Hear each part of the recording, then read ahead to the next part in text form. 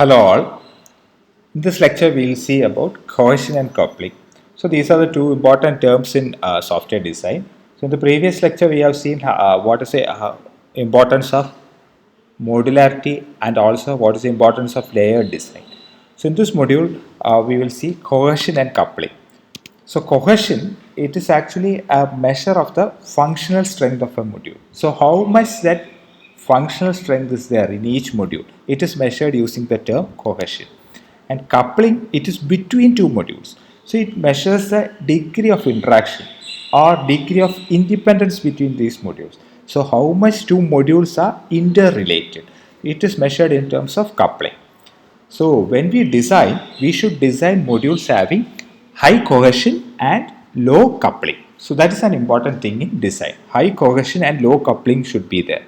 So each module should be highly cohesive and coupling between two modules should be less. So that is an important thing in design. So we will see what is cohesion and coupling in detail. So coupling, two modules are said to be highly coupled if these two situations come. First one is if large chunks of data is shared among these two modules. If those modules are sharing large amount of data between them, then we say that these two modules are highly coupled. And also if there is high interaction through shared data, if there is some shared data that is used by two different modules, then we can say that those two modules are highly coupled. So we should avoid such kind of things when we design our modules. So if two modules either they do not interact with each other or they pass just some limited data like primitive data items like integer or character, then we can say they have low coupling. Okay, if there is no interaction between them or if they pass just some limited data like integer or a simple float number between those two modules, then we can say they are having low coupling. Then cohesion, it is the functions of a module. If the functions of the module cooperate with each other for performing a single objective, then we can say they are having high cohesion. This is not coupling, this is a mistake. So this is high cohesion.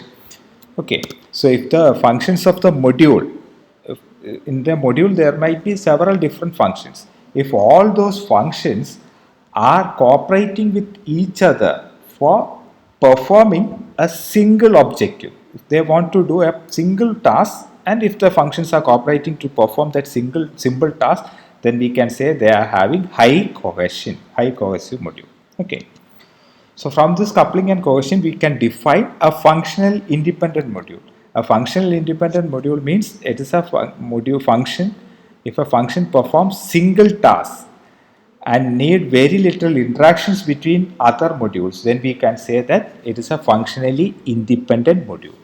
Okay. So if a module performs a single task, if the module performs a single task and needs very little interaction with other modules, then we can say that it is a functionally independent module. So a module with highly cohesive and low coupling can be called as a functionally independent module.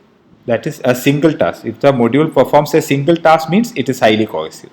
And if there are little interaction means it is low coupling. Okay, then we can say it is functionally independent module. So we should design functionally independent modules. So what are the advantages of this functional independent modules? First advantage is error isolation. So when we design functionally independent modules, there is less chance of propagating these errors. So if there is an error in a particular module, that error won't be propagated to other modules because it has less interaction with other modules. It is highly cohesive module. So if there is some error in a particular module, all the errors will happen inside that module. It will not affect the other modules if it is highly cohesive and low coupled module. Okay, so if it is a functionally independent module, then error isolation will be easy. Even if there is if we detect some errors, we can easily find out in which module that error is and we can easily correct that module itself.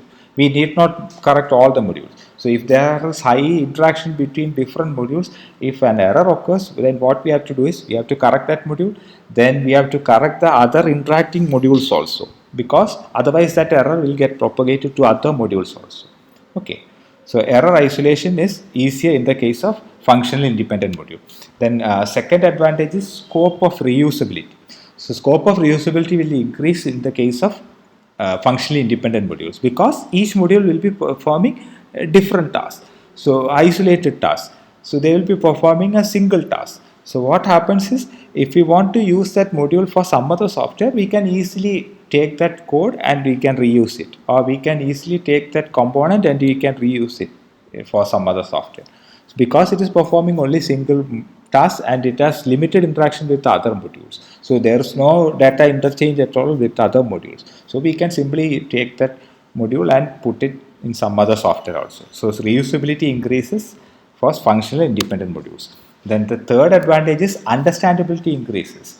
So if they are functionally independent, then complexity is reduced, because when because each modules are independent of each other. So we know this module is performing this task, this module is for this module, this function, or this module is performing this task. Everything is known to us, so it is easier to understand. If there is high interaction between these different modules, then it is very difficult for us to understand, because this module will be calling some other module and we have to check that module what is happening there. Data will be transferred to some other module, and that module might transfer that data to some other module. Then we have to go and check that module. So it will be very difficult to understand if there is highly coupled modules. So understandability increases for functionally independent modules. So we should go for functional independent modules. Then we will see the classification of cohesion. So classic cohesion, there are 7 types of cohesion that can exist in a module. So highest cohesive module is functional cohesion and the lowest is coincidental cohesion. So this is the degree of cohesion. So degree of cohesion increases from bottom to top. So this is the lowest cohesive module. It is known as coincidental cohesion. Then logical cohesion is there, temporal cohesion, procedural cohesion, communicational cohesion, sequential cohesion, and functional cohesion. So cohesion increases from bottom to top. So functional cohesion is the highest cohesive module. Okay, we will see each one separately. So cohesion is the degree to which the different functions of a module cooperate to work towards a single objective. Cohesion, it is for a particular module. So how that module interacts, or what are the different functions happening inside that module. Inside a module there might be 5 or 10 functions. So inside a particular module, if there are several functions, whether these functions are doing a task, a single task, or they are trying to achieve a single objective, then they are said to be highly cohesive module. So we are going to check different types of cohesion. So first cohesion is coincidental cohesion. So this performs set of tasks that relate to each other very loosely. So if we are writing different functions in a single module and these functions are performing different tasks, they are not at all related with each other, then we say that that module is having coincidental cohesion. So we should not go for this coincidental cohesion. For example, if you are writing some campus management software and if you are writing some module, we call it as module 1, and inside that we are writing enter student details, then we are mentioning enter employee salary, then employee alumni details. All these random functions are included in a single module. Then what happens is they are not working for a single objective. They have multiple objectives. So all these functions are performing multiple objectives. They are not working on a particular task. They are all random functions. They are not at all related with each other. Then we say that coincidental cohesion is there in that module. So we should not go for such kind of coincidental cohesion. Then second type of cohesion is logical cohesion. Here all elements or all functions of a module perform similar operations. Then we can say it is a logical cohesive module. For example, if error handling is there. So for the software, if you write error handling, sometimes people write all the error handling procedure in a single module. So whatever error happens in the software, it will be calling this particular error handling module. So all the elements are performing similar operations. Even though they are not related, they are performing similar operations. Error handling is an example. Then input operations. So if all the input operations are there, if you want to enter the student details, enter the faculty details, enter the office staff details, enter the lab staff details, like that, there are different data entry items. If all the data entry operations are done by a particular module, then we call it as a logical cohesion module, because they are performing similar operations even though they are not related at all. Okay, then another example we can say is print function. So if we want to print different kinds of reports, like student details, student data card, or the student marks, all this printing functions are included in a single module. Then all the operations are performing the same things, print, but they are operating on different data, and they are not at all related with each other. Then we can say it is a logical cohesive module. Then the third type of module is temporal cohesion. Temporal cohesion. So the elements that should execute in the same time span. If all the functions of a particular module execute in the same time span, it's not the same time, it's the same time span. For example, startup or shutdown of a system, startup of a system, or some other thing like reboot or initialize. All these things perform the same. It should be all the functions should be operated in the same time span. Then we call it as temporal cohesion module, because they are not at all related. If you try to boot the system, there if we when we switch on the system, or there are different boot operations that is happening. They are not much related with each other, and they are not operating on the same data, but they have to be performed in the same time span. So then we can say that that module is having temporal cohesion. Then the fourth type is procedural cohesion. Here, the set of functions execute one after the other, and they work on different data for different work.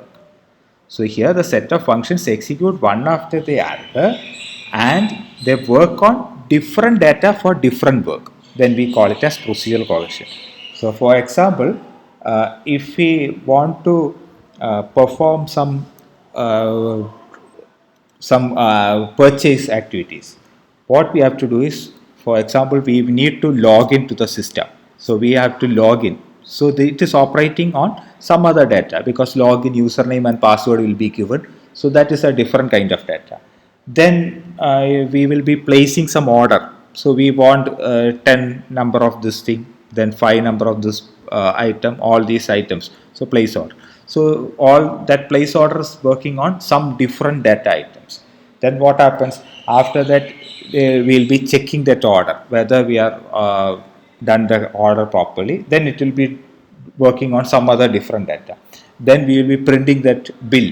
It will be working on the previous data element. Okay, that is okay. They are both related. Then after that, what happens is this order will be placed to the some other vendor. So this will be given to the vendor. So vendor, what he does, he will check his own data item. Okay, so all this will be processing in sequence. It will be operating in one after the other, but each function will be operating on different data for different work. So then we call it as procedural cohesion. Okay. Then another type of cohesion is called communication cohesion. So here all functions of module refer to the same data structure. For example, if you have a student record, then if you want to admit a student, we have to update the student record. If you want to enter marks, then we have to update the student record. Then if you want to print some student marks, we have to see the student record itself. Then we can say that that module is working on the same data structure, that is a student record we are using, we are accessing only that student record. Then we can say that it is communicational cohesion. So all functions of a module refer to the same data structure, we call it as communicational cohesion. The next type of cohesion is sequential cohesion. So here functions execute in sequence like in the procedural cohesion. So we have seen procedural cohesion, it also executes in sequence one after the other. So here one output from one is input to the next. So that's the difference between the other thing. So here they will be operating on the same data. In sequential cohesion, all the functions will be operating on the same data and they will be operating one after the other in sequence. Here in procedural cohesion all the functions will be operating one after the other, but each function will be operating on different data in the case of procedural cohesion. But in the case of sequential cohesion, here they will be executing sequence, and here the output from one is input to the next. So that is the data will be the output from this will be the input to the next, like that it will go on. So, if for example, the online store is an example for this thing. So, if you want to purchase a book, what you have to do? We have to we have to check whether that book is there. We will add that to the cart, then order it, then pay the bill. So, we will be operating on that single data itself. We simply pay that bill, then later we will get the book. So, then we can say that it is sequential cohesion because they are operating one after the other and the output from one is input to the next. We call it as sequential cohesion. Then the last type of cohesion, and this is the highly cohesive thing, is functional cohesion. So here the functions inside a module cooperate with each other to complete a single work. So all the functions inside a module will be cooperating with each other to perform a single work. Then we can say it is functional cohesion. For example, manage employee payroll is an example for this functional cohesion. That is, if you want to calculate the salary of an employee, so if that salary calculation is happening inside a module, then there will be several functions to calculate the salary. For example, number of there will be how many hours he had worked every week, how many overtime he had worked, so how many deductions, what all deductions should be there, then how many days he was present in the month. So all those things there will be, it will perform inside a single module. So these are all different functions, but all these functions will be cooperating to calculate the single thing, how much salary should be given to that employee for that month. So then we can say it is a functionally cohesive module because all the functions will be cooperating to perform the single task to calculate the salary of that employee. Okay. Then we can say that it is functional cohesion. So how to find out from a module whether it is having this communicational cohesion or sequential cohesion or functional cohesion. So it is easy to find out. So what you have to do is you have to just write down a sentence to describe the overall work of that performed by the module. If we try to write a sentence of that module, simply we have to write. If there is a module, we simply write down what is happening inside the module. What work is performed by the module. So if you need a if you need a compound sentence to describe the overall work, then it is having sequential or communicational cohesion. We can say that it is having sequential or communication cohesion. So if the words like first, next, after, like that it will appear, then we can say it is sequential or temporal cohesion is there. And if we need words like initialize, startup, setup, shutdown, like those words are needed, then we can say it is temporal cohesion. So likewise we can find out what type of cohesion is there in each module. Okay, so we should try to achieve this functional cohesive modules. Then next is classification of coupling. So coupling between two modules indicates the degree of interdependence between them. Degree of interdependence between them. So how much each module is dependent on the other one. So it is mentioned using coupling. So we should have less interaction between these modules. So degree of coupling between two modules, it depends on their interface complexity, how much interactive they are. So how much data is interchanged between those two modules will define the coupling class, degree of coupling. So we try to design modules having low coupling.